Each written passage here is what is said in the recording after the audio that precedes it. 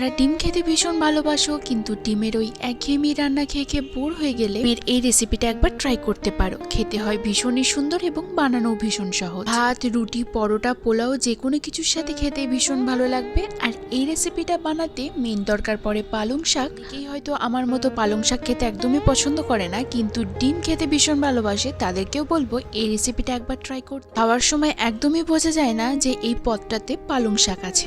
এটা বানানোর জন্য প্রথমে ডিম সেদ্ধ করতে দিয়েছি আর বেশ খানিকটা পালং শাক 2 মিনিটের জন্য জলে ফুটিয়ে জলটা ঝরিয়ে ঠান্ডা হতে দিয়েছি। আর এদিকে নিয়েছি 3টে মাঝারি সাইজের পেঁয়াজ, বেশ খানিকটা পরিমাণে রসুন আর অল্প একটু আদা। কড়াইয়ের মধ্যে 1.5 টেবিল চামচ সর্ষের তেল গরম করে তার মধ্যে 1 চামচ গোটা জিরে আর ওই পেঁয়াজ, রসুন, আদাটা দিয়ে বেশ কিছুক্ষণের জন্য ভাজতে দেব। ঝালের জন্য 2টো কাঁচা লঙ্কাও এর মধ্যে অ্যাড করে দিয়েছি। দেন 3 থেকে 4 মিনিটের জন্য একটু ভেজে নেব। যখন এরকম একটু হালকা বাদামি বর্ণের হয়ে আসবে তখন এগুলো তেল থেকে তুলে নেব। আর এর মধ্যে কয়েকটা কাজু বাদামও অ্যাড করেছি। পেঁয়াজ, রসুন, আদা এগুলো ঠান্ডা হতে দিয়েছি।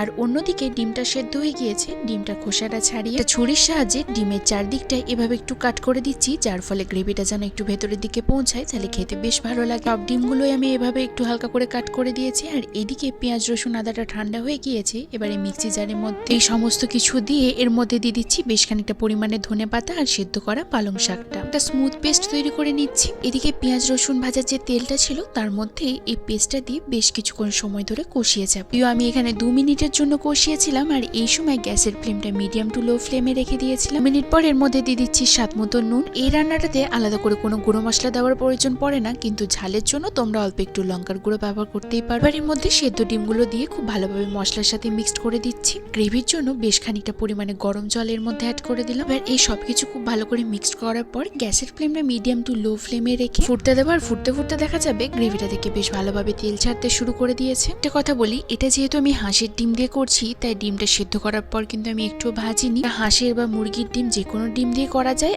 আর তোমরা যদি চাও সেক্ষেত্রে ডিমটা সেদ্ধ করার পর অল্প একটু তেলে ভেজে নিতেই পারো। যাই হোক, এই মশলাটাকে তো আমি 3 মিনিটের জন্য লো ফ্লেমে ফুটিয়েছি। আর এই ফুটতে ফুটতে দেখো কি সুন্দর তেল ছাড়তে শুরু করে দিয়েছে। পুরো রান্নাঘরটা ভীষণ সুন্দর একটা গন্ধে মোমো করছে। এই পালং শাকের সবুজ রংটা দেখতে এত সুন্দর লাগছে যে এখন এডিট করতে বসেও আমার লোভ লাগছে।